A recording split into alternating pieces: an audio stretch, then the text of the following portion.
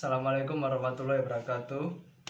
Nama saya Alfi Braisando Arianto dari kelas 12 MIPA 3. Di sini saya akan menjelaskan tentang kesadaran dalam penegakan hukum. Kesadaran hukum dapat diartikan sebagai kesadaran seseorang atau suatu kelompok masyarakat kepada aturan-aturan hukum yang berlaku. Kesadaran hukum sangat diperlukan oleh suatu masyarakat. Hal ini bertujuan agar ketertiban, kedamaian, ketentraman, dan keadilan dapat diwujudkan dalam pergaulan antar sesama. Indonesia sebagai negara hukum. Pernyataan tersebut mengindikasikan bahwa segala sesuatu perbuatan haruslah didasarkan pada hukum. Penegasan dianutnya prinsip negara hukum sebagaimana tertuang dalam pasal 1 ayat 3 Undang-Undang Dasar Negara 1945. Hukum dibentuk memiliki tujuan. Salah satu tujuan dibentuknya hukum adalah untuk memperoleh kepastian hukum. Kesadaran hukum masyarakat Indonesia sekarang ini semakin menurun. Banyak sekali kejahatan-kejahatan yang dilakukan, baik disengaja maupun tidak disengaja. Menurunnya kesadaran hukum tidak hanya terjadi pada lapisan menengah dan lapisan bawah, tetapi juga seluruh lapisan.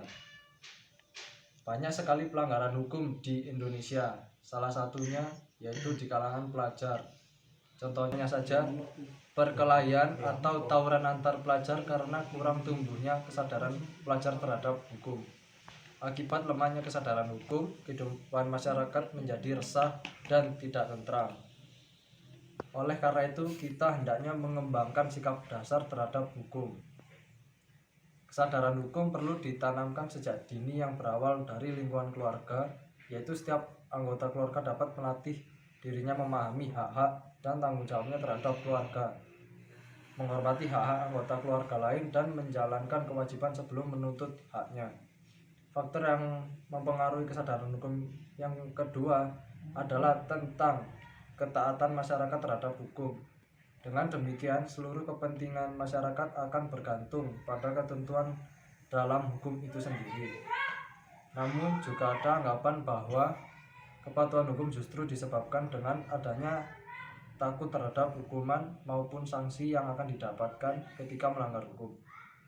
Selanjutnya adalah kesadaran tentang kewajiban hukum kita terhadap orang lain. Hal itu juga penting karena itu bisa membuat hukum berjalan bagaimana semestinya. Ketika seseorang tahu apa yang boleh dan tak boleh ia lakukan pada orang lain dan sadar bahwa akan ada ganjaran dari setiap hal yang ia lakukan, baik itu baik ataupun tidak baik, mereka akan secara otomatis memiliki kesadaran hukum.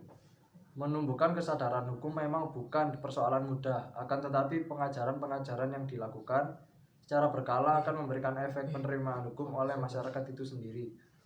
Ada beberapa hal yang dilakukan untuk menyadarkan masyarakat akan pentingnya taat hukum, antara lain tindakan, 2 pendidikan, 3 kampanye, 4 keteladanan, dan yang terakhir kesimpulan dari bab ini yaitu kita harus taat kepada hukum agar kita hidup tentram dan aman. Sekian dari saya. Wassalamualaikum warahmatullahi wabarakatuh.